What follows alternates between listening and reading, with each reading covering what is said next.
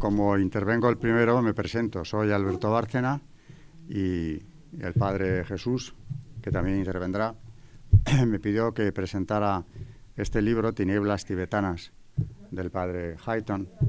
Me pidió que presentara este libro, primero yo quiero presentar al autor, el padre Federico Hayton, aquí presente a mi derecha, autor de este libro. Tiene el mérito de haber fundado, a pesar de su juventud, una congregación, la de San Elías, cuya finalidad es llevar el Evangelio a territorios muy remotos donde casi con seguridad no se ha llevado nunca, ¿no? O muy poco. Así es. Yo creo que nunca. De manera que va como San Francisco Javier, abriendo brecha por sitios donde no se ha misionado jamás. Eso ya como presentación le avala. Y en segundo lugar quiero destacar que el tema que nos cuenta en este libro es algo que no es solo fruto de su investigación, sino de su experiencia personal, porque ha estado, si no me equivoco, 4 años en misión en el Tíbet. De manera que cuando habla de las tinieblas tibetanas, sabe muy bien de qué está hablando. Aparte de que, claro, detrás de esto, una persona que no tuviera esta base no podría poner el foco donde lo ha puesto él, en la gnosis, en lo que encierra el budismo tibetano y todo lo que de allí viene.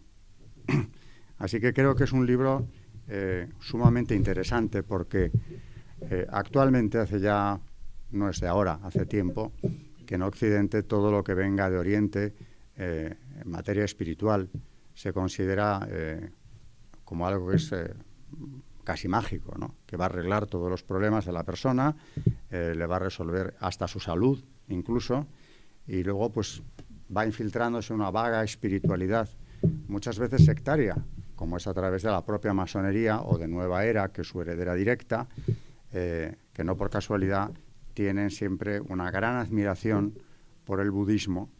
Es más, lo consideran algo así como lo común a todas las religiones, lo más compatible con la masonería.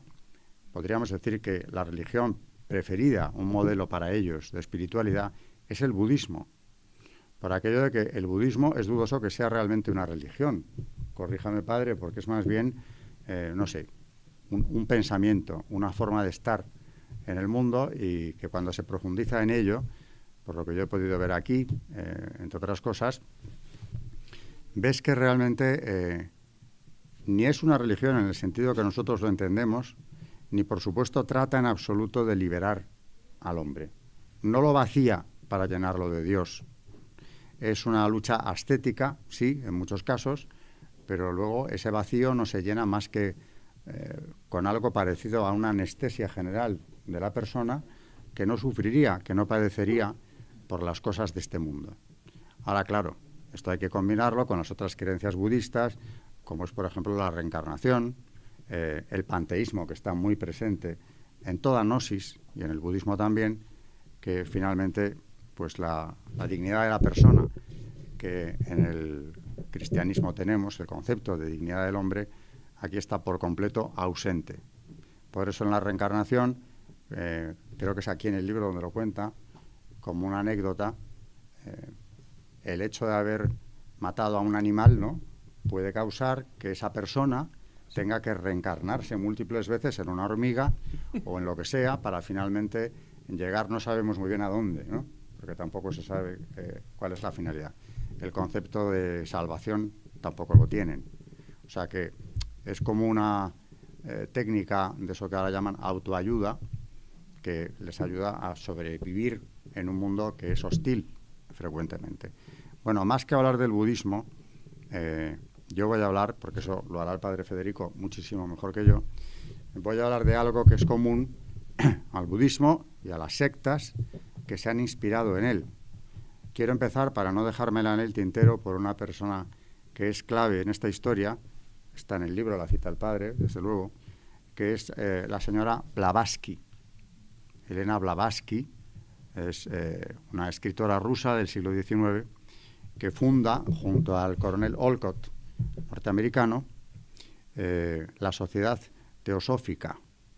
Es decir, esto sí que pretendía ser una nueva religión, teosofía, que sería algo así como una mezcla entre religión, ciencia y filosofía. Bueno, pues un popurrí de pensamientos mezclados que al final nos llevan en la misma dirección que, por supuesto, la masonería. Y no es extraño, porque tanto ella como el coronel Olcott, como la que sucede a la señora Blavatsky al frente de la Sociedad Teosófica, Annie Besant, son masones todos. Así que esa pasión por el budismo, ese empeño en introducirlo en Occidente, exitoso, desde luego, porque la Sociedad Teosófica es la responsable de que ya a finales del siglo XVIII llegara el budismo a los Estados Unidos y desde luego a Europa. Y aquí tenemos una clave de por qué el budismo es tan popular y goza de tanto prestigio en Occidente. Ha habido una sociedad con contactos, desde luego, sectarios, pero importantes, que han difundido el pensamiento o ese conjunto de creencias y técnicas también que vienen del budismo. La Sociedad Teosófica, en buena medida, es responsable de una nueva oleada sectaria, como es Nueva Era. Por ejemplo, y a partir de los 60, otra vez se pone el acento en todo lo que venga de Oriente como la panacea universal, lo que nos va a resolver todos los problemas. Yo el otro día hablaba con María Ornedo, aquí presente, con la que hago un programa de radio en Radio María, del problema del yoga, algo que parece tan inocuo, ¿no? Una técnica de relajación, no sabemos muy bien qué. Si no estás muy bien de salud, le decían a una hija suya, o no es el momento de que hagas una gimnasia violenta, haz yoga, porque te vendrá muy bien. Y como me decía también hoy mi mujer, bueno, pero si no saben lo que hacen, pues tampoco es tan malo. Yo, no lo saben, pero es como si yo celebro misa o hago una parodia de misa, es malísimo que yo haga eso, aunque no sepa lo que estoy haciendo. De manera que, bueno, también del yoga creo que sería bueno hablar, pero en el libro, desde luego, se toca el tema y es interesante. Yo, ante todo, para ir allanando un poco el terreno al autor, también al Padre Jesús, que intervendrá a continuación, voy a hablar de la gnosis. En principio, la gnosis sería un conocimiento oculto, restringido, que se ha transmitido durante siglos a través de grupos de iniciados. Es decir, que no está al alcance del común de los mortales, sino que es la gran promesa o el gran atractivo que tienen las sectas, concretamente la masonería, para atraer gente que se quiera iniciar. O sea, que el gran privilegio es que vas a recibir la verdad, la verdadera y auténtica, la genuina, la que no está al alcance de cualquiera. Ni se quiere tampoco que lo esté. En realidad, la gnosis yo la estudié por primera vez como una herejía. Y no estoy muy de acuerdo porque la herejía siempre digo que es fruto del error y de la soberbia de un heresiarca. Pero la gnosis es algo peor que eso, porque parte de un engaño elaborado cuidadosamente para atraer a gente que quiera o que se sienta seducida. Yo no digo que todos los que acuden a la secta lo hagan con malicia. Desde luego con una ingenuidad pasmosa sí, y con ignorancia, en muchos casos. Pero este engaño se ha elaborado previamente. En el caso, por ejemplo, de la masonería, que como digo es el que conozco más, o de su precedente, la Hermandad de los Rosacruz, se inventan una historia. Y además lo hacen de la forma peor, que es mezclando mentira y verdad. Cogen el Antiguo Testamento, en el caso de la masonería, y ya en la parte histórica de las constituciones de Anderson, que es el primer reglamento masónico, lo manipulan por completo. Moisés es un masón que dirige a un pueblo de perfectos masones, ya en época de Moisés. Hay algo peor aún, y es que dentro de la leyenda masónica está como personaje central Irán Abif, que también está en el libro de los reyes, como lo refebre que el rey de Tiro envía a Salomón para que le construya las columnas famosas de la entrada del templo. La masonería lo ha elevado no solo al arquitecto de todo el templo, sino que no sabemos de dónde lo han sacado. Ellos no dan fuentes, no dan documentos. Han descubierto eso y se lo transmiten a los que entran gradualmente. Por eso es un proceso iniciático que va grado a grado revelando al que se ha metido en ello el conocimiento oculto. Bueno, pues Irán Abif, según la leyenda masónica, es nada menos que, esto se lo revela Tubal-Caín a él, el último descendiente del príncipe de la luz, de Lucifer. Bueno, pues el personaje central, el depositario de ese saber oculto que durante siglos estuvo en la línea del príncipe de la luz, como Tubal-Caín le dice a Irán Aviv, ese saber es el que ellos recogen, no sabemos cómo tampoco, y mezclado con el conocimiento oculto también del antiguo Egipto, nos transmiten a día de hoy. Y bueno, ya adelanto un dato, Tubal-Caín, que se le aparece en sueños a Irán Aviv, le hace saber que, le lleva a un lugar que no conoce el personaje, y cuando le pregunta qué es aquello, dice, esto es un territorio al que no llega la tiranía de Dios. Es decir, que en el concepto gnóstico, concretamente en el masónico, y en otras gnosis también, Dios no es bueno, ni es providente, ni hay uno solo. Habría, por una parte, aquí, dentro del budismo, un concepto maniqueo del bien y el mal, de dos fuerzas prácticamente idénticas en cuanto a su poder, no tener el concepto del demonio como una criatura sometida a Dios, como todo lo creado, ¿no? No. Y claro, ellos diferencian, primero ya los Rosacruz decían lo mismo, en el siglo XVII, en Alemania, que es donde nace esta secta, que dije antes, es precedente de la masonería. Que el mundo procede de emanaciones, todo lo creado son emanaciones, hasta llegar a la última, que es la sabiduría, Sofía, en la que termina el proceso. ¿De dónde emana todo esto? De un ser primordial. Bueno, nos meteríamos en esto y estaríamos hasta mañana hablando de la gnosis, pero quiero que quede claro que ya el concepto de gnosticismo en sí es el concepto de algo perverso. En el siglo II y I hubo cristianos gnósticos, y yo creo que ese es un ejemplo muy revelador de lo que es la gnosis. Marción, por ejemplo. Marción crea una escisión dentro de la Iglesia, arrastra consigo, a la verdad es que es una minoría que le sigue, y además amenaza, porque se ha peleado con ellos, a los diáconos de Roma, diciéndoles que desuniré vuestra Iglesia de manera sempiterna. Es decir, que ya la intención la declara previamente. En aquellos primeros siglos hay incluso unos evangelios gnósticos, como es el de Tomás, que mezclan la palabra de Dios con cosas que se inventan ellos. Y al final ya se ve despuntar en la gnosis cristiana, como hay una gnosis judía, por supuesto, y hay otras que derivan de ellas, ya se ve apuntar algo que estará presente en todas, el panteísmo. En los evangelios gnósticos hay una frase que se le atribuye a Jesucristo, que es: astillad madera, yo estoy ahí; tocad la piedra, yo estoy ahí. Bueno, esto pasa con calzador, ¿no? Pero podríamos decir, bueno, es que Dios está en todas partes. Sí, pero no de esa forma. En fin, hay mensajes subliminales, hay otras veces que son más claros, cuando se habla de la leyenda de Irán Aviv, y yo he traído aquí solo algunas citas, por ejemplo, de San Juan Pablo II, hablando de la gnosis. En su libro Cruzando el umbral de la esperanza, nos decía: cuestión aparte es el renacimiento de las antiguas ideas gnósticas, en forma de la llamada New Age, de origen masónico, añado yo. No debemos engañarnos pensando que ese movimiento pueda llevar a una renovación de la religión. Es solamente un nuevo modo de practicar la gnosis, es decir, esa postura del espíritu que, en nombre de un profundo conocimiento de Dios, acaba por tergiversar su palabra, sustituyéndola por palabras que son solamente humanas. La gnosis no ha desaparecido nunca del ámbito del cristianismo.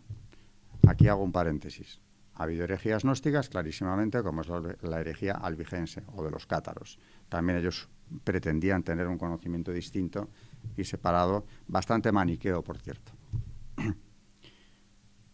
Ha convivido con el cristianismo, sigue diciendo Juan Pablo II, a veces bajo la forma de corrientes filosóficas, más a menudo como modalidades religiosas o parareligiosas, con una decidida, aunque a veces no declarada, divergencia con lo que es esencialmente cristiano. Bueno, esto es la gnosis, en resumidas cuentas, y porque no tengo tiempo de decir más. Cuando entramos en la gnosis masónica, y digo que a través de la sociedad teosófica tiene mucho que ver con lo que nos va a contar el padre hoy. Los obispos alemanes, en la segunda mitad de los años 70, de la década de los 70 del siglo pasado, mantuvieron durante años contactos con la Gran Logia de Alemania. Y de ahí procede la declaración de los obispos alemanes, que después de años pusieron fin a aquello, diciendo que, bueno, que por supuesto la incompatibilidad con cualquier obediencia masónica seguía vigente, porque en los años aquellos de confusión de los 60, primeros 70, se pensó que incluso habría obediencias aceptables. Ya los obispos en el 70, en el 78, no, en el 80, las conclusiones de la conferencia episcopal son del 28 de abril del 80, y dijeron, en los rituales que se han examinado sobre los 3 primeros grados, solo sobre esos masónicos, se ha observado en palabras y símbolos un carácter de cuño sacramental. Dan la impresión de que por su medio se efectúa una auténtica transformación en el hombre. Esto es una contraiglesia, porque imprime carácter el rito, la palabra, en el masón. En una entrevista con Sergio Abad Gallardo, que llegó a ser amigo mío, es un converso que viene de la masonería y que luego ha sido, con sus obras y conferencias, quien más daño ha podido hacerla, porque la conoce bien, estuvo bastantes años dentro. Cuando la abandonó, la venganza fue como se esperaba, ¿no? Bueno, no estuvo en peligro su vida, pero quitando eso, le vino la ruina en lo material.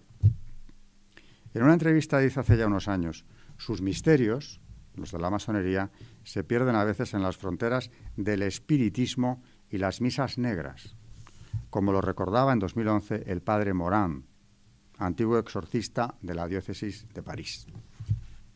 Misas negras, satanismo, en definitiva nos vamos acercando al tema que va a desarrollar el padre. Yo tengo que ir acabando, pero no quiero hacerlo sin, después de manifestar que en el 83 se publica la última condena de la masonería por parte, en este caso, de la Sagrada Congregación para la Doctrina de la Fe, que presidía entonces como prefecto el cardenal Ratzinger, precisamente. Esa declaración del 83 es muy clara. El masón está en pecado grave, dice, y no puede acercarse a la Santa Comunión. Brevísimo, clarísimo, en un folio cabe. Al año, se supone que el propio Benedicto XVI, es un editorial del Observatorio Romano, desarrolla lo que dijo aquella declaración, porque aquello se quedó muy claro, muy breve, pero claro, había muchos matices, y a esto le añade el Observatorio Romano, como digo, al año y pico después. Desde el momento en que se vio la posibilidad de que se difundiera entre los fieles la equivocada opinión según la cual la adhesión a una logia masónica era lícita, la congregación ha considerado su deber dar a conocer el pensamiento de la Iglesia, para poner en guardia a los católicos en las incidencias de una adscripción incompatible con la fe católica. Y aquí está la clave de todo. Solo Jesucristo es maestro de la verdad.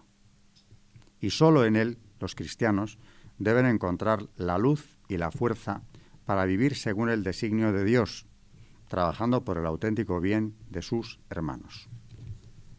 Toda gnosis, con esto acabo mi intervención, es una rebelión contra el bien, la verdad y la belleza, los atributos de Dios.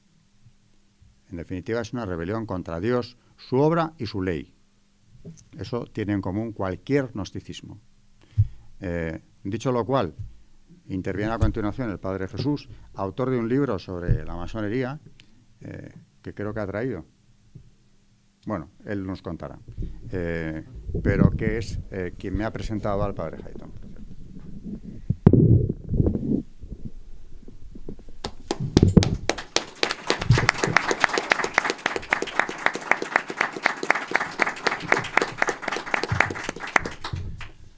Bueno, pues así a bote pronto, lo primero que quería es agradecerle al profesor Alberto Bárcena su asistencia. Yo conocí al padre Federico Hayton en el Valle, en una presentación de un libro, la opción, El Valle de los Caídos. No de Cuelgamuros. La opción benedictina. Y entonces, bueno, lo conocí, ya conocía el canal del padre Javier Olivera. Y bueno, pues hoy en día que es costumbre seguir a la gente en las redes, a gente seria, sobre todo, yo empecé a interesarme por el tema de la masonería, sobre todo porque desde mis estudios me pareció algo escandaloso, extraño, extravagante, sumamente raro, decir que Dios era malo y que Lucifer era bueno, que Lucifer había robado el conocimiento y se lo había dado a los hombres. Esto siempre me descolocó muchísimo por la belleza que tiene el Génesis. Y a raíz de eso quise hacer una defensa, ¿no? Entonces, también frente al luciferismo, incluyendo la masonería. Y por eso me puse en contacto con el padre, con el doctor Alberto.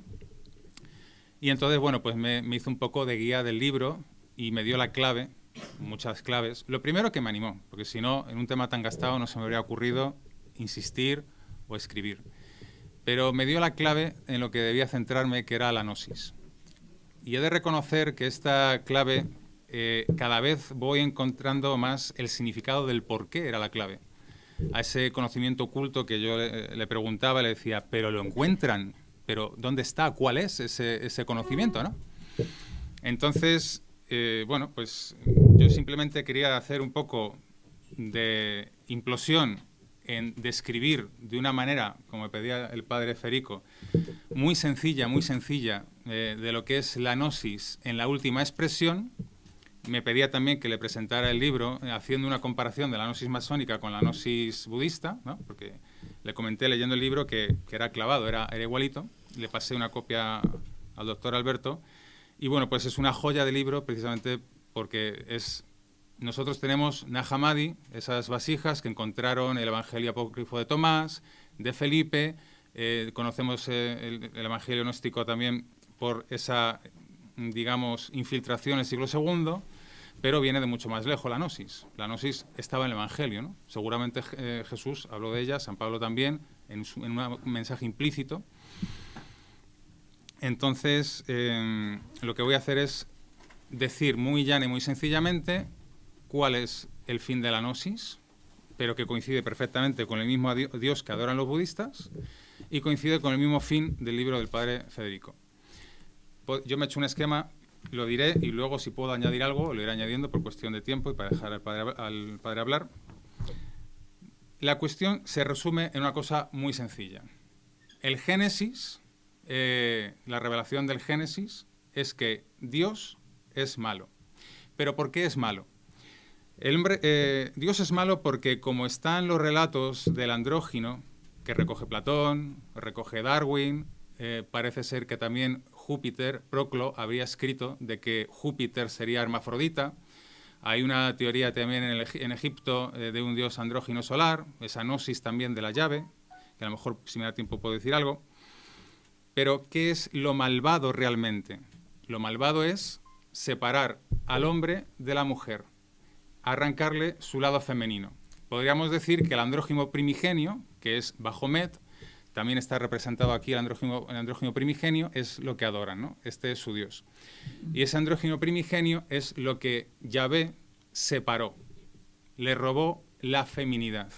Y entonces, claro, al separar este ser, digamos que lo que constituyó fue hacer al hombre, digamos, inferior. Entonces, en el libro del padre, dice cómo debe recuperar el hombre esa salvación, cómo recuperar realmente la salvación. No solo es por medio de la androginia que hoy la vemos mucho en el tema de la ideología de género, y luego de esa androginia vendría el nihilismo, pero para la androginia sería necesario el feminicidio ritual que nos abre el padre Federico. Yo voy a decir cosas un poco escabrosas, pero para que veáis que no es cosa suya, sino que es propiamente de la gnosis. Claro, al separar la mujer, separa a algo que saca que es propiamente del hombre, del andrógino. Entonces la mujer es inferior. No sé si os suena esto de la mujer salió de la costilla de Adán y que es inferior. Bueno, pues eso jamás lo dijo la Iglesia, jamás lo dijo una persona diciendo una cosa que se le había ocurrido. Es una cosa gnóstica. La mujer, aparentemente, saliendo de la costilla, sería inferior. Y como es inferior, esta sería solo materia, sería posesión del varón, Y la cuestión de la salvación que nos presenta el Tíbet, el budismo, es que la mujer, hay una manera para que se convierta varón en la siguiente vida, que es el feminicidio ritual. Entonces, claro, el yogi es el que realmente, por ese acto sexual, que es un sacramento, como nos comentaba muy bien el profesor Alberto, como es un sacramento, ahí está la raíz de la gnosis. Y ese sacramento implica, a través del feminicidio de la mujer, el hombre conseguir la androginia. El yogi consigue la androginia. Esto se haría, como dice, como aparece en el Evangelio de Felipe, por la cámara nupcial, que no creo que me dé tiempo de hablar de eso. Es una feminidad que es un botín que hay que robar, como nos dice el padre, y esto es por la alquimia. La alquimia siempre creímos que era transmutar metales, pero la alquimia, en el caduceo de Hermes o en esta figura de Baphomet, realmente sería transmutar lo femenino en masculino o crear el ser andrógino. Entonces, pues esta mujer herida, ya para lo único que valdría es pues para un objeto de consumo y, bueno, sería todo un honor realmente ser convertida en varón, no en esta vida, sino en la siguiente, para reencarnarse varón, porque no olvidemos que en el budismo hay unas escalas de reencarnación y la mujer siempre, y para el gnosticismo clásico, era inferior. Era considerada como algo inferior y ya se aparece en el Evangelio de Tomás. Pues esto es que seríamos todos andróginos. No sé si os suena que todos somos bisexuales, ¿no? Pues todos somos andróginos y tenemos que recuperar mediante esa alquimia o esa magia ritual, pues devenir en nuestro ser original o nuestro Dios, ¿no? Nuestra androginia. Pues bien, esta iluminación que se nos presenta de este Dios malvado o demiurgo, ya ha comentado, ¿no?, el doctor Alberto Amarción, sería por la ley de la inversión.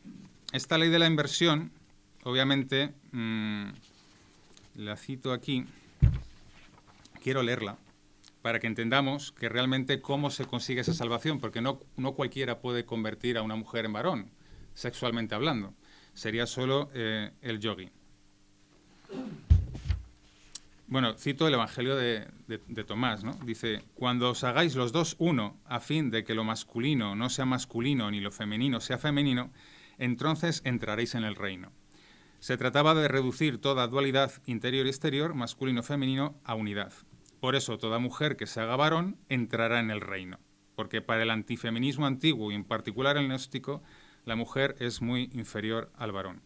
Esto es de unos estudios del Evangelio de Tomás de Ciudad Nueva.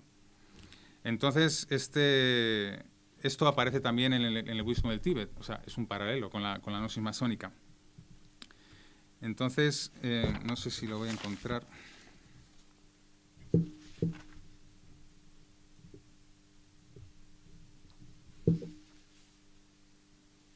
Bueno, he de decir que esto es un misterio, el misterio iniquitatis, del cual dice Juan Pablo II, que está en eterna lucha, ¿no? La serpiente con la estirpe de la mujer es el misterio, la raíz de la iniquidad. Este misterio de la iniquidad, que muchas veces no sabemos cuál es o cómo se tiene que manifestar, la iniquidad es el anomos, la palabra griega, ¿no? El hombre sin ley, el que desprecia toda la ley, ¿no? Y luego también está recogido esta anomía, esta falta de ley, no solo por la ley moral, sino por la ley antropológica, ¿no? que reduciría toda ley científica a pura superstición, ¿no? Aquí no la encuentro.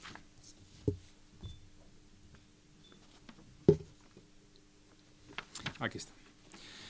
Entonces, aquí habría un gnóstico, pero que se habría autoproclamado como Mesías del pueblo de Israel, y entonces le siguieron, y entonces este Mesías lo que proclamaba era la gnosis.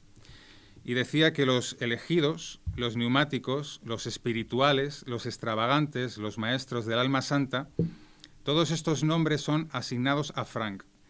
No pecarían al cometer el mal, pues con sus pecados acelerarían la redención. Los pecados que más redimen serían la violación de la Torá, o sea, la ley de Moisés, que debe cambiarse por la Torá de Azilut.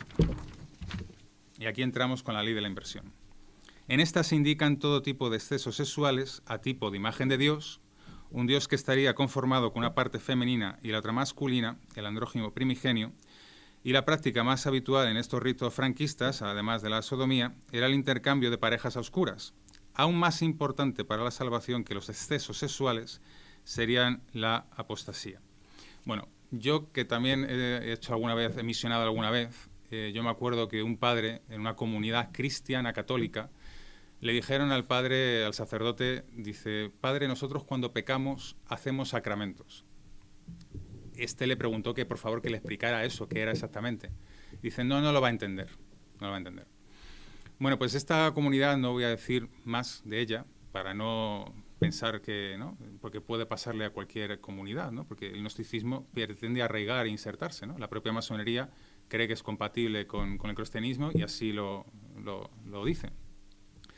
Pues estos pecados son pecar realmente.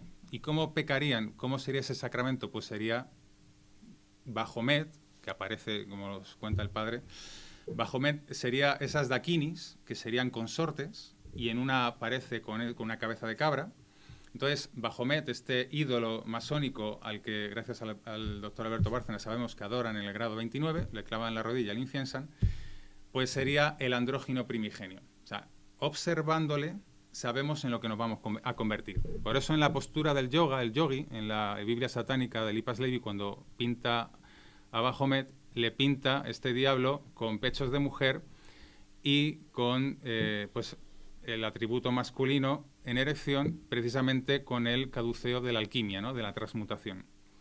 ¿Por qué? Porque está en posición donde se inserta la consorte para ser asesinada ritualmente, para robarle la feminidad. Bueno, pues esto que adoran los masones y que es una estatua puesta en Detroit, y que los que están en Detroit dicen que ellos van a contrastar los mandamientos cristianos, hablan de la compasión, pero la compasión obviamente es que la mujer es inferior y la única manera de hacer que se revierta en varón sería mediante esta idea. Y entonces aparecen unos niños que están mirando realmente en lo que se van a convertir. Y esta sociedad es precisamente en lo que pretende que se convierta con esa doctrina pura de Lucifer, que es lo que quieren realmente hacer a todo el mundo que tolere. Entonces, esta circunstancia, en el último grado, en el grado 33, se les explica a los masones realmente qué es la escuadra y el compás. El padre Federico lo dice en el libro y lo dice, bueno, apunta a una situación, pero que realmente está en la gnosis masónica. Esto digamos que lo digo yo por el contraste y por otras fuentes que yo he investigado. Es el sagrado femenino y el sagrado masculino en, digamos, en el momento del coito, ¿no? En esa pornella, donde la G sería la I, el nombre divino, donde se estarían visualizando la unión andrógina mediante ese sacramento. O sea que la escuadra y el compás son precisamente la unión alquímica de la androginia. Y mirándola es realmente en lo que se van a convertir. Es un simbolismo que a ellos le dan poder y mágico, entonces lo ponen cuanto más mejor, ¿no? Esto obviamente no se lo dice a todos los grados, hasta el grado 18 no se enteran de mucho, pero realmente por todo lo que describe la masonería, pues sería, la verdad, pues un pecado, una blasfemia muy grande, como decía San Ireneo de León, que sería el pecado contra el Espíritu Santo, atribuir a Lucifer la obra y la salvación de Dios. Y como creo que ya me he extendido y solo quiero, ¿verdad?, ya un poco de tiempo, y solo quiero, porque iba a decir muchas cosas, pero citar la última, la más interesante, es que esta ley de la inversión, esta anomía, la tienen en un libro de masones y la quieren, digamos, instaurar en la sociedad, que se llama ideología de género. Entonces, cito lo que dice este libro de masones de cómo van a instaurar esa iniquidad, que sería: los que querían aprender ese gran conocimiento, la androginia, tenían que iniciarse y para ello tenían que estudiar y replantear la disociación de su cuerpo y de su mente y su espíritu para llegar al conocimiento de su alma. Bien, pues recordamos que la frase "no podemos pensar de ninguna de las maneras que los hijos pertenecen a los padres" está dando los dos significados de anomía. Está dando el significado de pensar, este esguince lingüístico, y jurídico de pertenecer.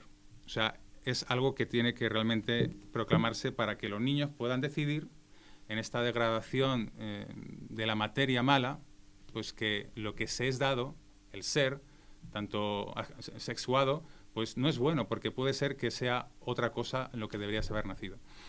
Y ante esto quiero cerrar con el tema del catejón. La Virgen María, por cerrar un poco con esperanza, ¿no? La Virgen María es la que pisa la cabeza de la serpiente cuando ésta le hiere en el calcañar. O sea, aquí es el catejón, por así decir, como ella se manifiesta implícitamente en el último siglo, donde dice que se le consagra a Rusia para que no se extienda esta herejía. Y esta herejía de Marx, donde aparece esta lucha de clases, que estaría originalmente en este concepto satánico, en esta lucha de clases hombre y mujer, lo que hace es realmente pedir que se le consagre Rusia para que esto no se extienda. O sea, María mismo se ha puesto como catejón a esta, por así decir, herejía que quiere realmente hundir en la más absoluta miseria y una dictadura del relativismo, como vemos también en el libro, ¿no?, de al final la androginia y después el nihilismo. Y yo creo que con esto ya cierro mi presentación y dejo al padre hablar más del femicidio ritual. Y se me olvidó decir una cosa, perdón, que claro, para el gnosticismo, esto es interesante porque si no es un pie que le voy a dar. Para el gnosticismo habría que cometer todo, digamos, el Dios que nos ha impuesto la moral y las leyes, habría que romperlas e invertirlas.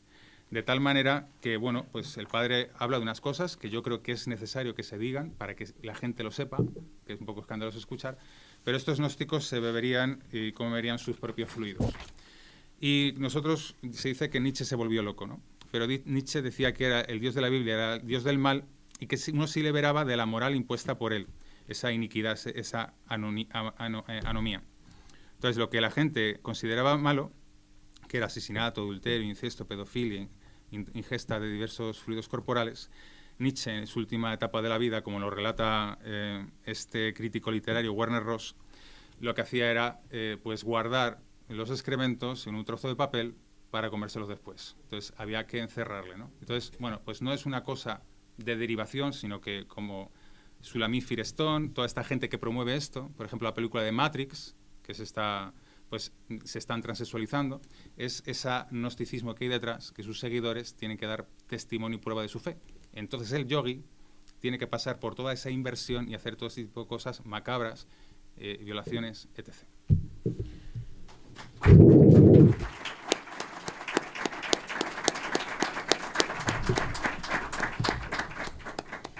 Ante todo quiero agradecer a los copresentadores, al doctor Bárcena y al padre Jesús Sánchez por venir esta noche y presentar nuestro libro.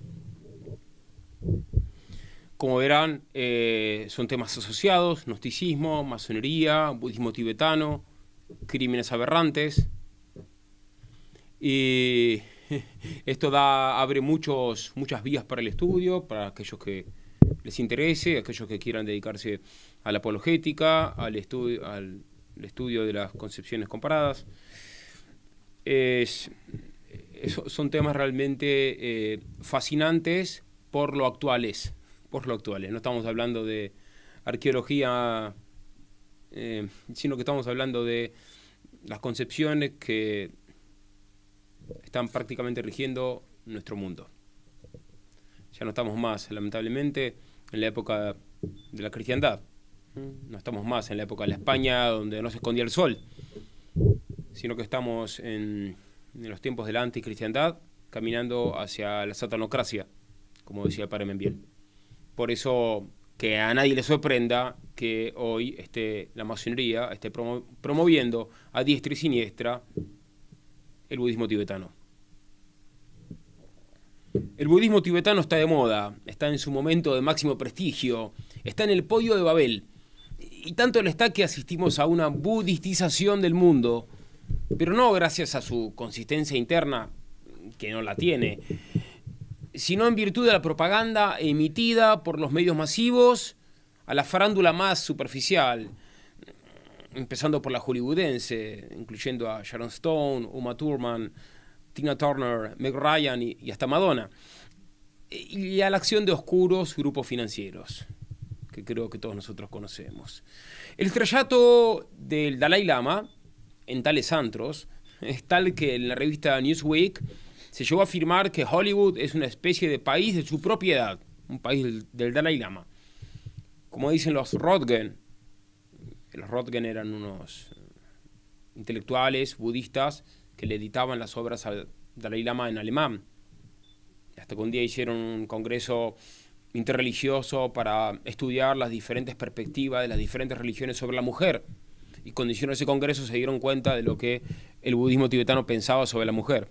A partir de ahí se volvieron los enemigos número uno del budismo. Lo cito mucho en mi libro. Como dicen los Röntgen, las estrellas de Hollywood están levantando un altar mediático a su dios tibetano, el Dalai Lama, que es el líder religioso que logró infiltrar con más habilidad el otrora occidente cristiano. Este camino de penetración fue preparado por un sujeto realmente nefasto, mencionado por el doctor Bárcena, la famosa satanista y cabalista Madame Blavatsky, fue la fundadora de la teosofía, que fue la gran pionera en la expansión del mito del Shambhala en el occidente. El mito del Shambhala, lo trato en mi libro, es uno de los mitos, el mito vertebral de lo que podemos llamar el apocalipsis budista. Ella, como observa Faxnell, propagó un satanismo desvergonzado. Tomemos nota. Hollywood usa el lamaísmo para que el occidente consume su apostasía. La prensa moderna está eufórica con el budismo tibetano. La revista alemana Bunte afirmó que el budismo tibetano es la religión ideal de nuestros días. Y el diario Spiegel pontifica que el Dalai Lama es el ser más iluminado de este planeta. Lo cierto es que el Dalai Lama trabaja para ser reconocido como el maestro aclamado por todas las religiones del mundo.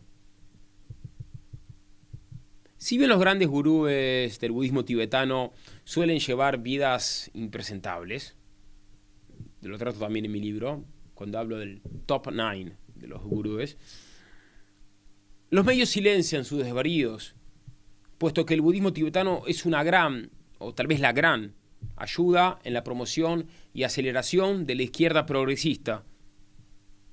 Ustedes dirán, ¿qué tiene que ver, padre, el budismo tibetano con la izquierda progresista? No mezcle las cosas. Tiene mucho que ver.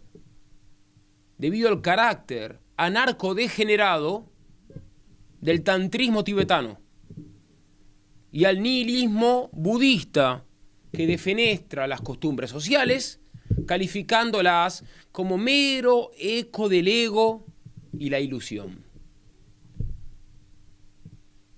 Todo lo cual, junto con el relativismo metafísico sostenido por el lamaísmo, contribuye a la, ni más ni menos, que a la demolición final del occidente cristiano.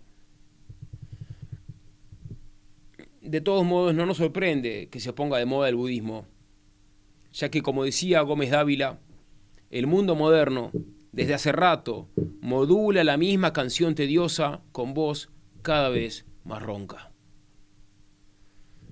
Y por eso no nos llama la atención no solo que la Asociación Americana de Psicólogos haya autorizado a los psicoterapeutas vajrayanas, a pesar del oxímoron, sino que la mayor parte de las prestigiosas instituciones académicas y de las corporaciones multinacionales amen al Dalai Lama, y que tantos estudiosos y políticos estén interesados en que se vea a los gurúes tibetanos como seres sacrosantos. Como bien decía un lúcido observador, en la playa se ven cientos de personas en bañador haciendo toscas figuras de yoga, pues el budismo hecho producto de consumo ofrece cosas muy apetitosas al occidente estupidizado por el materialismo. ¿Qué ofrece? Ofrece individualismo, autorreferencia, ecologismo, amor a todos los seres que sienten, sensación tranquilizante y sobre todo ausencia de conflicto interno y externo. Bueno, esta es la presentación, en la práctica lo que ofrece es una gran infelicidad. En efecto, una calculada propaganda nos empacó y vendió a los occidentales el mito del budismo con su tentador espejismo de paz y libertad, ecologismo, meditación, compasión, comprensión, espiritualidad y desapego, que hoy es al mismo tiempo uno de los productos más rentables del mercado global y uno de los medios más eficaces para que la masa apostate de nuestro Señor Jesucristo, como se ve en la sutil aprobación de la apostasía que el Dalai Lama hizo en las calles de Nueva York. Dijo: el crecimiento espiritual no necesita estar basado en una fe religiosa. Luego, nivelando todas las religiones y deformándolas, dijo esta espantosa mentira que muchos católicos repiten. El mensaje esencial de toda religión es muy similar. Todas abogan por el amor, la compasión y el perdón. Mentira. Mentira esta que salta a la luz muy fácilmente cuando uno se pone a estudiar los puntos elementales de lo que comúnmente se llama religiones comparadas. El mundo montó el mito tibetano, que como explica Albert Ettinger, es una telaraña de mentiras, decepción y fantasía, ni más ni menos. De hecho, en Occidente casi nadie sabe que el budismo tibetano es un conglomerado. El doctor planteaba la pregunta, eso no es una religión el budismo tibetano, decía, no es una religión como la concebimos nosotros. ¿Y qué es? Es una pregunta difícil. Es un conglomerado, un ensamble. ¿De qué? Bueno, de ateísmo metafísico, tétrica idolatría, absurda superstición, ciego clericalismo, orgullosa antropolatría, burdo irracionalismo, demoníaco terror, rígido reglamentarismo, pueril politeísmo, obediencialismo sectario, violaciones rituales, así al paso, ¿no? Piedad mecánica, satanismo explícito, magia negra, nihilismo integral, misoginia femicida, coprofagia y abisal, etc.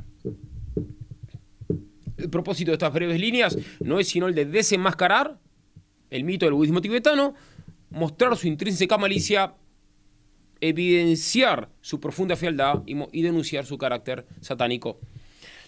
La parte final de nuestro trabajo de nuestro libro rescata los aspectos de verdad y bondad que per accidens, no per se, se podrían hallar en el budismo tibetano en orden a mostrar que solo en Jesucristo se pueden hallar plenamente estos bienes. El error puro es inexpresable, por eso el error para ser expresado necesita estar entremezclado accidentalmente con algunas verdades. Por eso que uno per accidens puede encontrar algunas verdades en el budismo tibetano, pero esas verdades no se hallan plenamente en él, sino en Jesucristo. ¿Y qué verdades? Y por ejemplo el hecho de que enfatizan la importancia de la vida interior, sí, correcto, y de la meditación, sí, correcto, pero la meditación tiene que ser meditación en Dios, no en mi ombligo o en dioses inexistentes. Este libro fue preparado después de 15 años de estudio, habiendo vivido 4 años en una aldea budista del Himalaya, en el norte de Sikkim, en el lado indio de la frontera tibetana, en la frontera del Tíbet chino, en el reino budista, en la frontera también del reino budista de Bután, India y Nepal. Bueno, nuestra experiencia misional en la cordillera himaláyica y nuestros viajes misioneros, no turísticos, por China, incluyendo el Tíbet, Taiwán, donde viví 2 años casi, Nepal, Tailandia, Laos, Bután e India, nos aportaron un sinfín de anécdotas, algunas de las cuales compartimos en este libro, con un fin ilustrativo y confirmatorio de varias de las proposiciones teóricas que afirmamos. El budismo tibetano es tántrico. La palabra tantra está un poco de moda. Tenemos en Argentina un personaje siniestro llamado Javier Milei, que ahora pretende ser presidente de la Argentina, lo cual sería el principio del fin, por supuesto, para nuestro país. Y este sujeto se llama a sí mismo, sin vergüenza, como instructor tántrico. Bueno. ¿Y este tantra dónde salió? Bueno, el budismo tibetano es tántrico. El tantrismo es como el atajo, la vía rápida para alcanzar la iluminación. ¿Por qué? Para el budismo, digamos, clásico, hacen falta millones de vidas, millones de reencarnaciones para poder llegar a la iluminación. Por eso después inventaron el tantra, que es como el atajo, el camino rápido para en una sola vida llegar a la iluminación. Ahora el tantra exige que se aplique la ley de la inversión, lo que el Padre Jesús ya dijo, que es hacer cosas aberrantes para alcanzar la santidad, procurar la criminalidad y el satanismo para alcanzar la santidad y la sabiduría. Hay un principio gnóstico de fondo que es el siguiente: es para obtener una cosa, procuro la opuesta.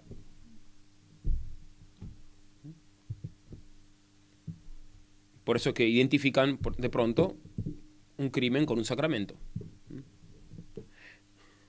El tantra puede ser definido siguiendo a un budista erudito llamado Newman, no el santo. El tantra puede ser definido como la enseñanza mágica y los formularios místicos para la adoración de las deidades, o para la obtención de poderes sobrehumanos, o sea, lo traduzco. El tantra es la enseñanza mágica y los formularios diabólicos para la adoración de demonios o la obtención de poderes demoníacos preternaturales. Entonces es como un sistema mágico para que el yogi se convierta en un dios, o mejor dicho, en una deidad tántrica, que como surge de sus cuadros, este es uno de los cuadros más emblemáticos, son demonios. La tapa de este libro resume todo esto, todo lo que estamos diciendo, resume el budismo tibetano. Es un dios, en el fondo un yogi, que convertido en dios, que está copulando con su consorte ritual para asesinar a la mujer prendiéndola a fuego, por eso que es fuego, eso está el femicidio ritual, y de ese modo se vuelve andrógino y omnipotente. Bien. Y cualquier persona puede ser como este yogi, como este dios. Cualquier persona se puede convertir en dios si hace esto mismo. O sea, cualquiera de ustedes, según los budistas tibetanos, puede convertirse en dios, en andrógino, en omnipotente, si así sigue este itinerario tántrico, ¿bien? Que implica prender fuego a la mujer, aunque sea mágicamente, no necesariamente físicamente, aunque lo más probable es que históricamente se las prendía fuego a las mujeres. De hecho, hace no mucho, hasta que Inglaterra lo prohibió, en la India prendían fuego a la viuda. Bien. O sea que no, prender fuego a una mujer en el mundo indio no es algo, horripilante, históricamente hablando. Entonces el budismo tibetano es un abismo de tantrismo,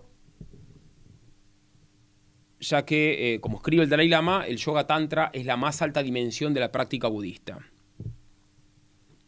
Hay muchos tipos de yoga, pero el yoga más elevado es el yoga tántrico, y dentro del yoga tántrico el yoga tántrico alcanza su cumbre en el femicidio ritual.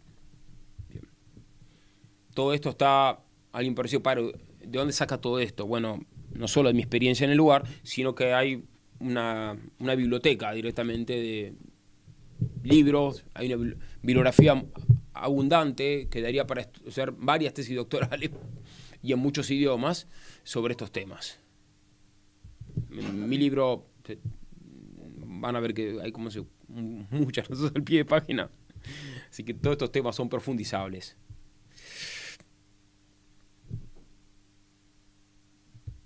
Antiguos misioneros, como cita Urban,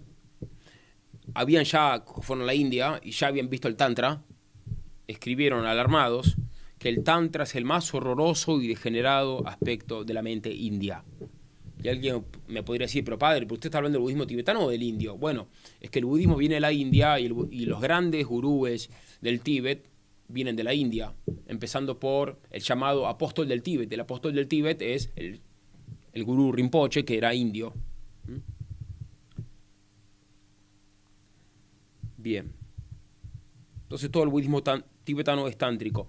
¿Y por qué focalizarnos tanto en el tibetano y no en el budismo, en otros budismos como el Theravada o el Zen? Bueno, porque el budismo más difundido en Occidente, no por casualidad, es el budismo tibetano. Es el más difundido de todos, por lejos. En el Tíbet hay 4 grandes sectas, una es la del Dalai Lama, pero las 4 son tántricas.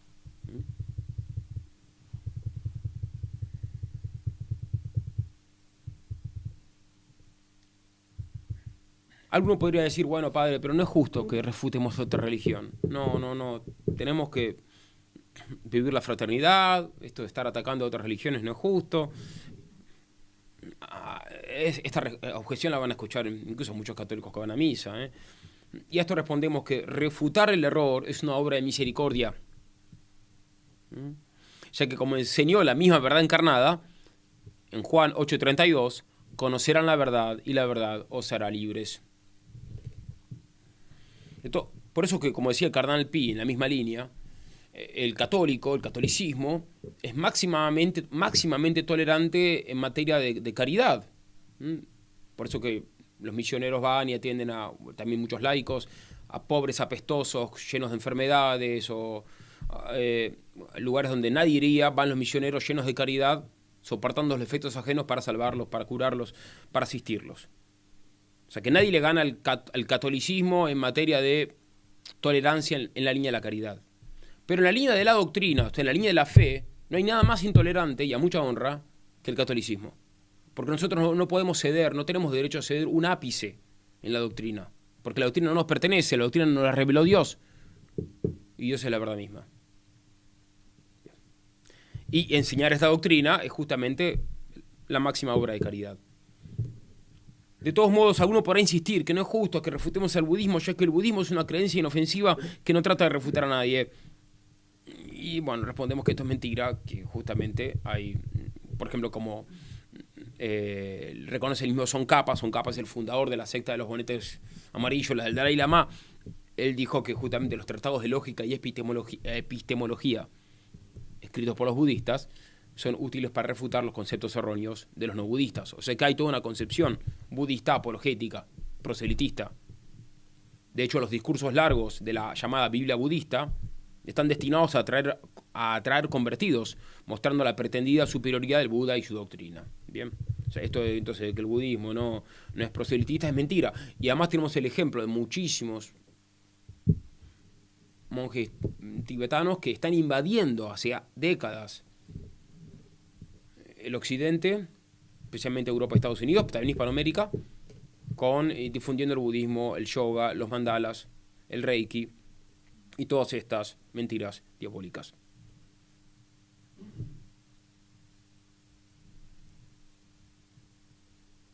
Yo estoy sorprendido, el otro día vi el boletín que le habían hecho las maestras a un niño y decía, bueno, que el niño practicaba yoga. ¿Cómo? El niño tiene 2 años de edad, en Argentina. ¿Qué tiene que estar practicando yoga? Bueno, yo también tengo un servicio médico que me lo paga mi familia y cada tanto me llegan emails de propaganda de, bueno, que si yo quiero practicar yoga. Servicio médico, ¿no? ¿Qué tiene que ver con el yoga? Ahora en Cáceres, me lo decía un alumno, la Ateneo San Elías, quitaron una cruz y están poniendo un parque budista, uno de los budas más grandes de Europa, o el más grande. Bien. Sacamos la cruz porque la cruz molesta, ponemos budas.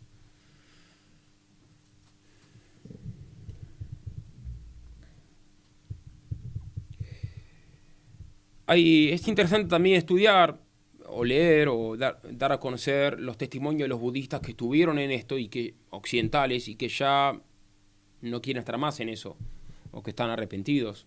Como sacerdote me toca atender y conocer muchos de estos casos.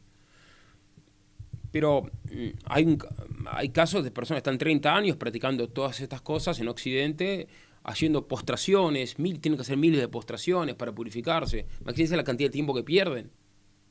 En vez de estar atendiendo a su familia, o estudiando, trabajando, están haciendo postraciones para el Buda, gente occidental, alemanes, franceses, españoles. Y después de 30 años se dan cuenta que estuvieron perdiendo el tiempo. Y el dinero. Así que es bueno que le advirtamos a nuestros cohermanos que se dejen de seguir estas estupideces.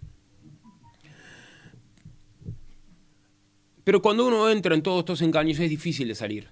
Es difícil de salir. De hecho, hay un caso muy interesante y muy lamentable, horroroso, que es el de la secta Rigpa. Rigpa es un lama tibetano llamado Sogyal Rinpoche, un sujeto patibulario, que es podemos decir, el padre del budismo, el padre moderno, contemporáneo del budismo en Europa.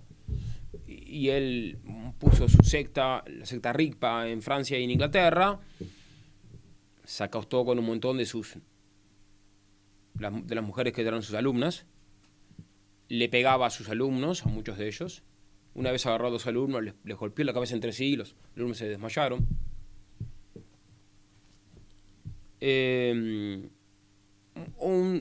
Tanto es así que incluso miembros de la secta llamaron a un estudio jurídico que hicieron un reporte, el reporte de Lewis Silkin, contando que hizo una investigación y denunció todas las aberraciones que que este gurú hizo. Pero los centros que este gurú fundó, gurú fundó en Europa, todavía existen.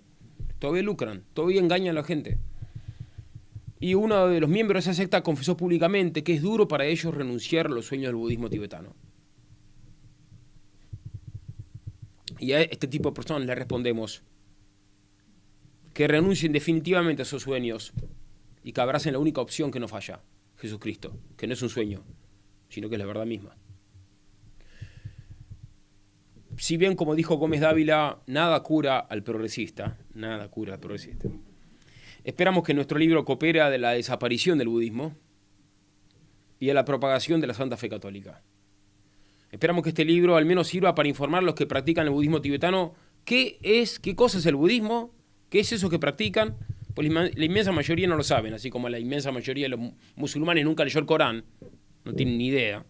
Bueno, la mayor parte de las personas que practican el yoga no saben lo que es.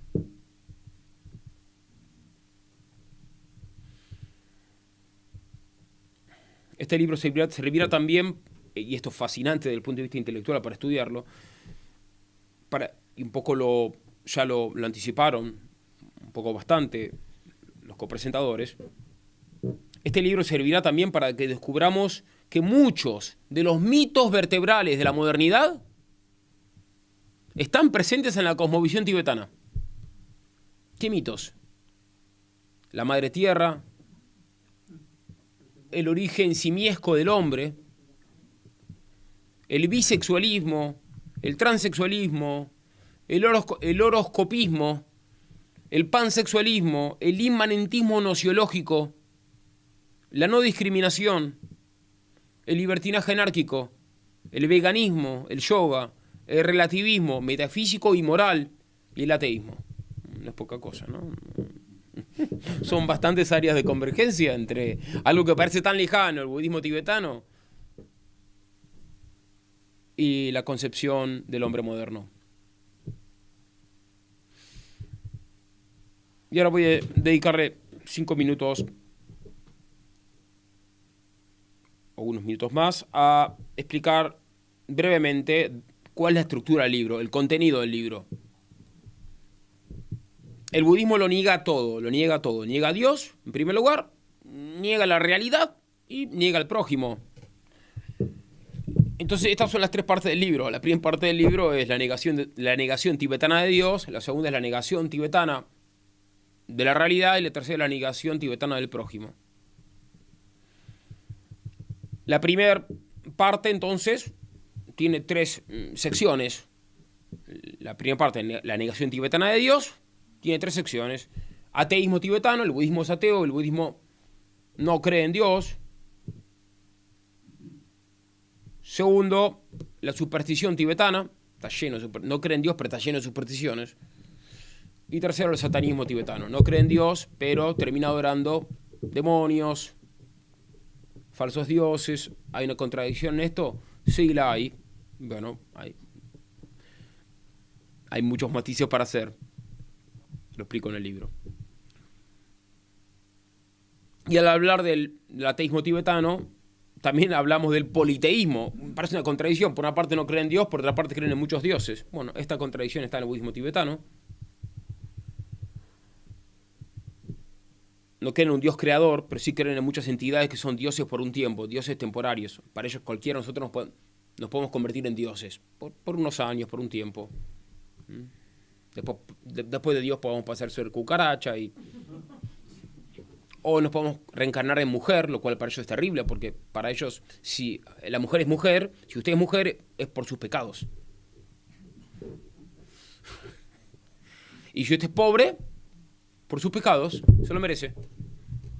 Por eso decía un amigo que me vino a ayudar una vez a misionar, y lo escribió, y tiene razón, que justamente si somos coherentes con esta concepción, entonces al pobre no tenés que ayudarlo. Es más, si le pateás la cabeza cuando está mendigando, mejor, porque lo ayudás a sufrir más y a purificarse más de su karma. La realidad es que cuando la Madre Teresa de Calcuta llegó a Calcuta, claro, los pobres, los hambrientos se morían de hambre, los hindúes no movían un pelo para ayudarlos, y tuvo que ser la Madre Teresa que heroicamente les dio de comer. cosa que de algún modo ahora hace el gobierno por una cuestión de imagen política internacional.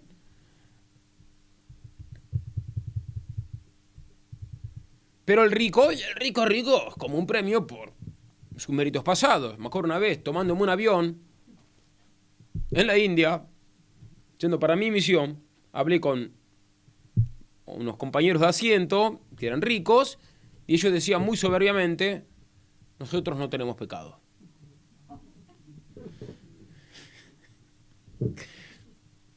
Bien, entonces hablamos de este tema está esta paradoja del ateísmo y del politeísmo budista. Bien, menciono también la doctrina insólita de los demonios contagiosos. Bien, incluso podríamos hablar de un deicidio budista. ¿Por qué? Porque dentro de la concepción zen y también tibetana, ¿qué pasa si uno se encuentra a Buda en la meditación? Bueno, puede ser que lo que haya que hacer sea matarlo a Buda. Por ende, bueno, así estamos. Y la segunda parte, la segunda sección de la primera parte, como decíamos, es sobre la superstición tibetana, donde toco temas como la idolatría, la gurulatría, adorar al gurú. Los gurúes tibetanos son canonizados en vida. Los gurúes le lavan el cerebro a las personas. Lo vemos esto en el caso de la secta Rigpa, incluso con occidentales. Y otros aspectos de la superstición tibetana, como la futurología, el mito vegano y la tiranía de la reencarnación. Bien. Y también, en esta primera parte dedicada al tema de Dios, a la negación de Dios, me refiero al tema del satanismo, porque hay una adoración de demonios. El satanismo tibetano tiene muchos matices. No es como el satanismo de las sectas diabólicas que adoran, como el de Detroit, que le hace una estatua a Baphomet. No en esa línea, sino tiene otras manifestaciones, como hacer pactos diabólicos, hacen pactos con demonios, incluso familias que hacen pactos con demonios. Yo lo vi esto en la aldea de Lachung. Magia negra es muy difundida. Hay monjes que practican de modo deliberado la magia negra.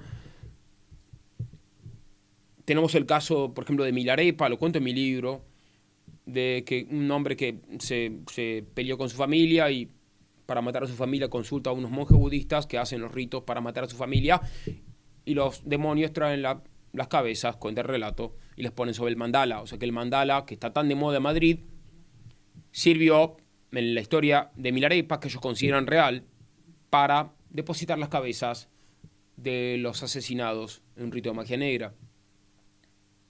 O sea que, y cuando yo vivía en el Himalaya, era común que se hable, en un secreto a voces, admitido por tiros y troyanos, la existencia del kapat, un veneno hecho con magia negra. Bien.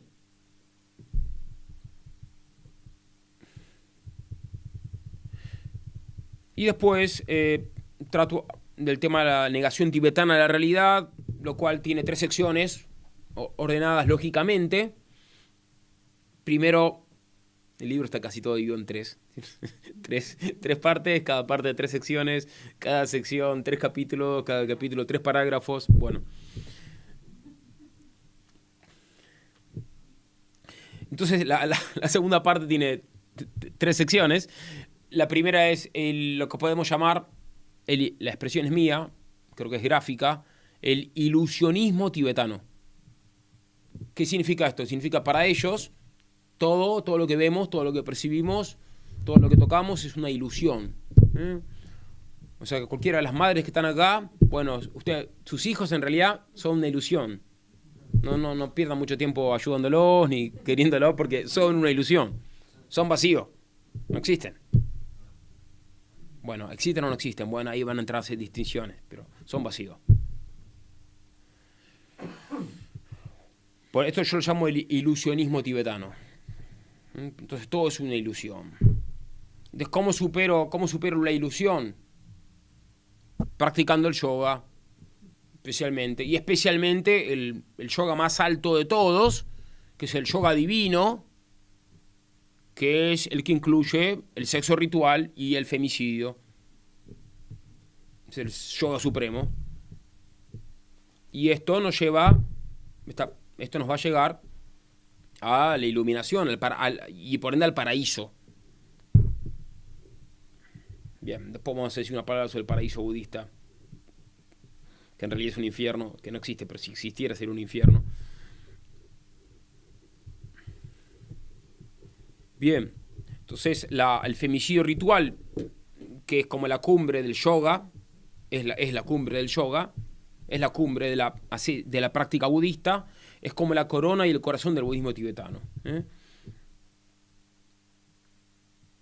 Por eso el subtítulo de nuestro libro resume el libro, del yoga y el mandala al femicidio ritual. Empezamos con el yoga, usando mandalas. ¿Para qué el mandala? El mandala me sirve para, sí, se puede usar para matar gente con magia negra, pero no es el uso principal. El mandala principalmente sirve para que el yogi haga un ritual ahí y convoque a los dioses,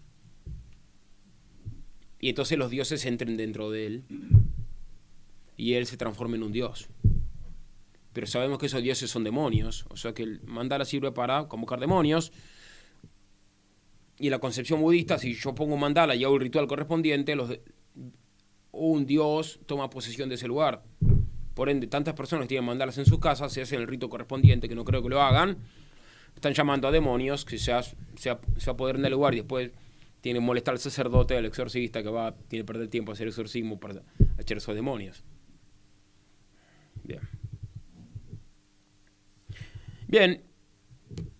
Y ellos creen que entonces que después de todo este itinerario, después llega la iluminación, entonces creen que llegan al paraíso. ¿Y qué paraíso? Bueno, en el fondo hay dos tipos de paraíso. El paraíso temporario, paraísos provisorios, que son paraísos por un tiempo, para aquellos que no alcanzaron la iluminación plena todavía. Paraísos donde uno puede tener miles de esposas o cientos de esposas. El Dhammapada Takata cuenta, el Dhammapada Takata es como el comentario oficial de lo que sería el núcleo de la Biblia budista, que Buda quiso convencer, es algo típico en el budismo esto, quiso convencer a su primo o a su cuñado, un príncipe, de que deje a su esposa, deje a su hijo y se haga monje. Y el príncipe le decía, no, ¿cómo voy a dejar a mi esposa? ¿Cómo voy a dejar a mi hijo? Sí, déjalo, si lo dejas vas a tener 500 ninfas en el paraíso. Entonces esos son como los paraísos de segunda clase. El paraíso de primera clase, que es el nirvana, la persona ya no existe más, porque ya hay una desintegración total. Si en el fondo el individuo no existe, porque toda dualidad no existe. Lo que mencionó el doctor Bárcena. Para el gnosticismo fundamental, el panteísmo, o sea que todo es Dios, en el fondo todo es uno. Entonces no hay diferencia entre Dios y yo, entonces yo en el fondo no existo. Entonces, al fin de cuentas, llegar al paraíso budista, para el budista, significa la desintegración total. Bien. O sea, no es un paraíso, o sea, es un infierno. Bien. Este es básicamente el contenido del libro, y por eso que en el libro explico, lo tengo que hacer, lamentablemente, algunas de las prácticas morbosas que tienen que vivir los yogis para poder alcanzar la iluminación, como la coprofagia, que es comer caca, ya lo mencionó acá, que lo hacía Nietzsche, y otras prácticas más, muy desagradables, que no hace falta que las lean, pero bueno, lo tuve que escribir para que quede el documento, porque en español no hay nada escrito sobre este tema, entonces hacía falta que quede una constancia documentada, rigurosa, científicamente rigurosa, del carácter profundamente satánico, infernal y macabro, el budismo tibetano, que hoy se está poniendo de moda hasta en los jardines de infantes.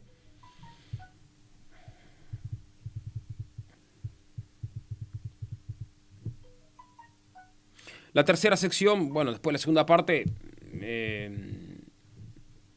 entonces ahí hablo de esto, el morbo tibetano, y también explico una cosa muy interesante, que es que para el budismo tibetano, ¿quién es el origen, el revelador de la doctrina tibetana? Son las dakinis, esto es una especie de demonesas prendidas a fuego. O sea que, fíjense qué interesante, ¿no? Para el budismo tibetano, la religión fue revelada por diablesas, y para nosotros la religión fue revelada por el Dios verdadero, por Dios. Es Es interesante, bien. Bueno, para decirlo más en concreto, el llamado apóstol del Tíbet, también llamado el segundo Buda, que es el que, digamos, según el relato oficial, convierte el Tíbet al budismo tibetano, al budismo tántrico, el llamado Gurú Rinpoche.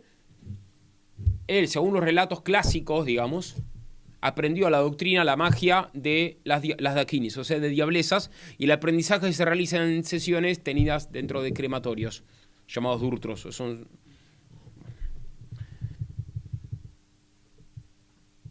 Y alguien me pudiera preguntar, bueno, padre, pero entonces hay sacrificios humanos, porque si estamos diciendo que hay que practicar el crimen para obtener lo opuesto. Y es una cuestión compleja. La respuesta corta es que sí, lo hay. Lo pongo en mi libro también. Y después, bueno, pasamos al tema que le dedico una atención especial dentro del morbo, que es el femicidio, donde tratamos el tema de la misoginia. Esto es muy importante, la misoginia cósmica. O sea, para el budismo, no solo el tibetano, para el budismo, la causa de la ilusión, la causa primera, la ilusión, por ende, la gran causa de la infelicidad es la mujer. Porque la mujer es la que enamora, la mujer es la que da a luz. Bueno, la mujer es la generadora de ilusión, por ende lo que hay que hacer es desapegarse de la mujer. Bueno, esa es la misoginia cósmica. Y después en la variante tántrica no solo hay que desapegarse de la mujer, sino que hay que matarla para robarle la energía femenina, robarle la ginergia, como la llaman, y que el gurú se vuelva entonces hermafrodita. Bien. Y alguien podría decir, bueno, ¿y qué pasa si la mujer no quiere acceder al rito, ¿no es cierto? Y bueno, en el Tíbet clásico, todas las mujeres querían, porque creían en esto, entonces querían ser, bien, era un privilegio para ellas, porque esto les permitía dejar de ser mujeres y pasar a ser hombres en la próxima vida. Por eso ninguna mujer se iba a negar. Pero de todas maneras, esto es cosa terrible, pero esto está, lo que sería, es comparado con el Nuevo Testamento del hinduismo. Les sonará los Upanishads. El Upanishad es como se lo comparó con el Nuevo Testamento del hinduismo, ¿bien? Es la norma de ortodoxia, unos textos antiquísimos, que son la norma de ortodoxia del hinduismo. Bueno, el Upanishad, en su libro más importante, no en cualquiera, sino el Upanishad más importante de todos, yo pongo la cita en el libro, prescribe justamente la posibilidad de que si la mujer no quiere acceder a este rito, que entonces se le pague, y si no quiere, bueno, que se la obligue físicamente por medio de la fuerza. Y como el budismo se embebe también en el hinduismo, también toman esta praxis. Bueno, la última parte es la negación tibetana del prójimo, donde tocó 3 temas: el relativismo moral tibetano, la tiranía tibetana y el totalitarismo tibetano. Y con esto termino. ¿Por qué relativismo moral? Porque el budismo tiene 2 morales, como proponía Nietzsche: la moral de la masa, de los fieles, del pueblo, que tiene muchas reglas, hay un reglamentarismo cuasi farisaico. Pero después está la moral de los gurúes. Los gurúes están más allá del bien y del mal, como dice el libro Nietzsche. El gurú no tiene ninguna norma, hace lo que le parece. Yo recuerdo hablando con monjes tibetanos, con un monje tibetano en el Himalaya, en nuestra zona de misión. Y escúchame, y si yo te adoro a vos, ¿eso está bien o está mal? Bueno, si lo haces con buena intención, está bien, me dice. Y si yo mato a este niño, mira, acá hay poco trabajo, así que si este niño crece, probablemente no consiga trabajo, así que lo mato ahora para ahorrarle sufrimiento, por compasión. Y bueno, si lo haces con una recta intención, está bien. Bien. Que para el gurú tibetano no hay una moral fija. Él es la norma de la moral, es el protagonismo. Y después, otro punto es el de la tiranía tibetana. Acá simplemente estudio, principalmente siguiendo a Oettinger y a los Roentgen, autores alemanes, cómo era la situación del Tíbet antes de la llegada del comunismo chino. Muchos occidentales reclaman, yo cuando tenía 18 años lo hice también, por la libertad del Tíbet, pero bueno, ¿cómo era la vida del Tíbet antes de la llegada del comunismo? El comunismo, que es intrínsecamente perverso. Pero ¿cómo era la vida del Tíbet antes de la llegada del comunismo? Bueno, era terrible, aún peor que con el comunismo, imagínense. Bien, esto lo desarrollo en un capítulo titulado Tiranía tibetana y termina con la parte dedicada al totalitarismo tibetano, donde, bueno, trato temas conexos. Esto es todo. Esperamos que este libro coopere a la conversión de los budistas a la fe católica, que es la única verdadera. Esperamos que coopere a la extirpación del yoga, a la extirpación de los mandalas, del suelo español y aún de todo el suelo europeo. Esperamos que este libro coopere a extirpar las falsas religiones en el occidente, ya que nuestro Señor Jesucristo vuelva a ser entronizado en España y en todo el mundo como lo que es el Rey de Reyes. ¡Viva Cristo Rey! ¿Parece algún apunte de 20 segundos y dejamos cerrar el padre Alberto?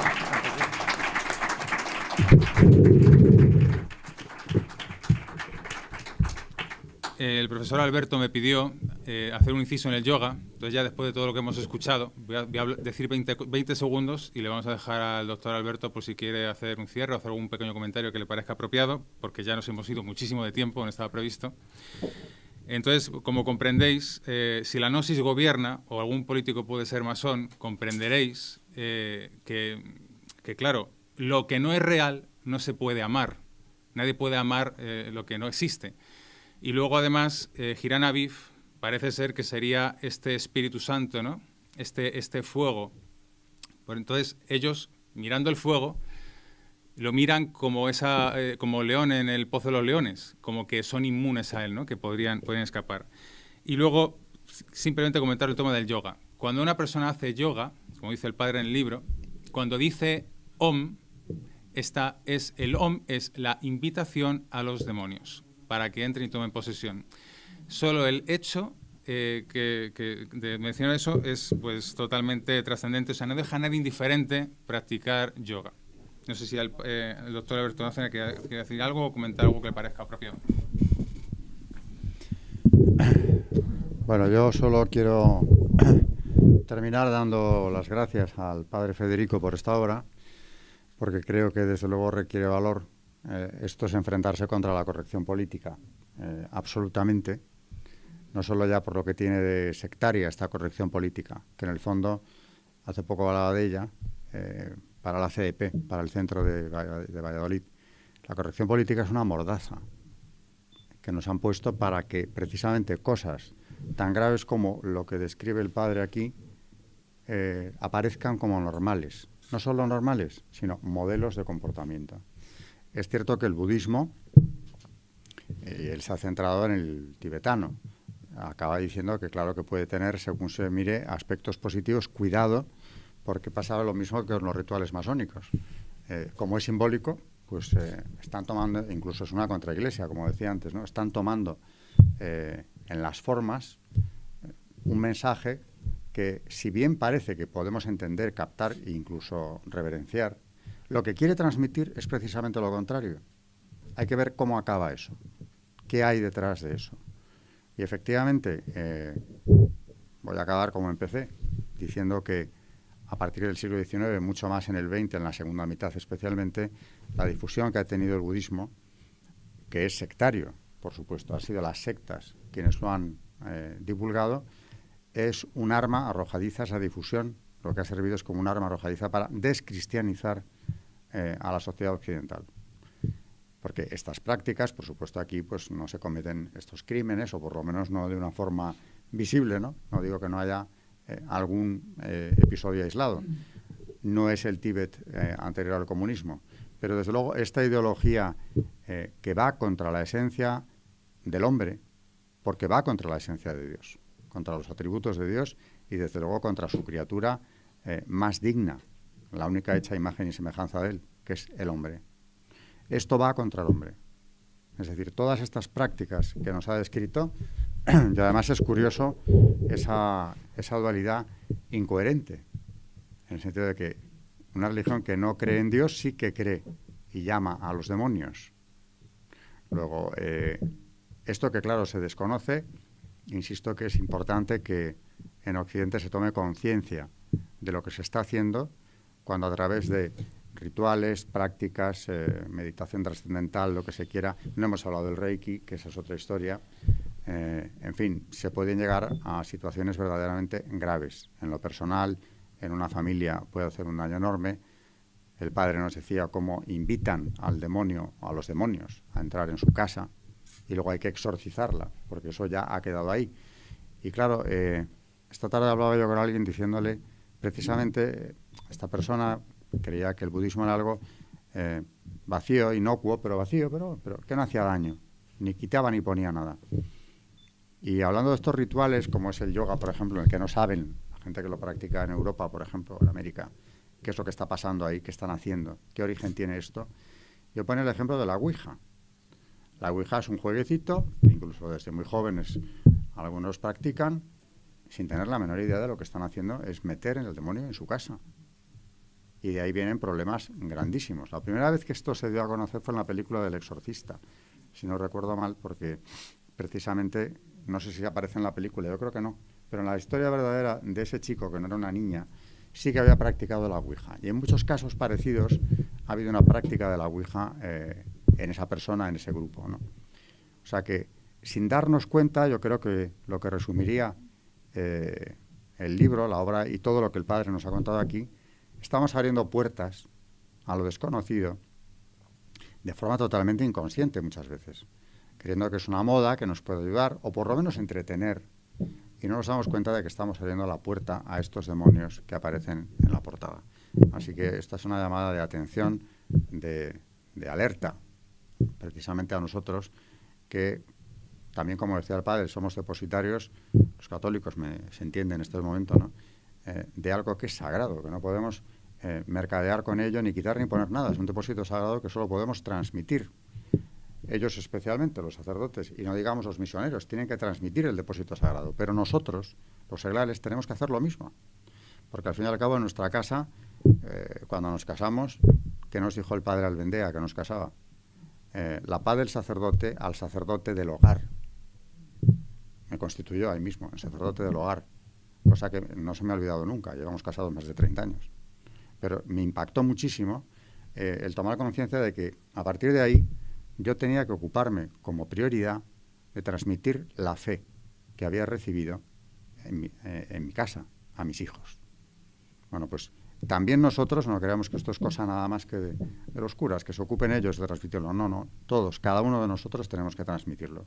Y el depósito sagrado, por supuesto, es incompatible con todo esto. No es que sea incompatible, es que esto pone en peligro ese depósito sagrado. Y además lo hace de la manera típicamente diabólica, engañosa, ¿no?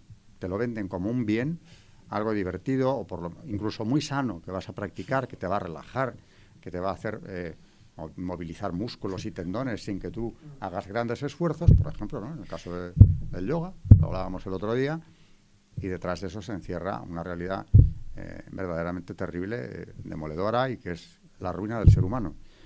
Efectivamente, yo no conozco ningún libro en español que trate estos temas, ni con esta profundidad, ni con la crudeza que hay que agradecerle al padre, porque lo cómodo hoy en día es no tocarlo, aunque lo hayas visto en el Tíbet, no tocarlo, porque la corrección política se le puede echar encima en cualquier momento. Es más, a cualquiera que haya estado aquí hoy, o por lo menos en esta mesa, ¿no? Porque hemos tocado algo que no. Podemos blasfemar en Cristo Jesús, no pasaría nada, ni saldría en prensa siquiera. Y si saldría, en el caso de que saliera, pues sería algo anecdótico, nadie lo iba a perseguir, por supuesto. Ahora, estos temas sí son sagrados, en cambio, porque estamos pasando la línea esa de la corrección política. Hemos entrado, como decía el padre, aquí no se trata, no he venido a demoler una religión. Lo que estoy es avisando de lo que hay detrás de ella. Y concretamente se ha centrado en un tipo de budismo que es el tibetano. El otro, por supuesto, es tan gnóstico y panteísta como el tibetano. Eso lo tienen en común, hasta el mejor. Bueno, pues sepámoslo. Yo termino ya definitivamente con la oración que compuso San Francisco Javier, que precisamente se fue a misionar a lugares donde ahí sí que no había pisado un occidental jamás. Sí. Y no se desanimó en ningún momento, ¿no? Y le habla a Dios Padre, diciéndole que tenga en cuenta, acordaos de vuestro Hijo Jesucristo, que derramando tan liberalmente su sangre, padeció por ellos, por los infieles, no permitáis que sea menospreciado de ellos por más tiempo. Antes, aplacado con los ruegos y oraciones de vuestros escogidos los santos y de la Iglesia, esposa benditísima de vuestro mismo Hijo, haced que ellos conozcan también al que enviasteis, Jesucristo, que es salud, vida y resurrección nuestra, por el cual somos libres y nos salvamos. La oración del misionero. Amén. Amén. Amén. Que yo creo que es lo que me ha venido a la cabeza al final, ¿no?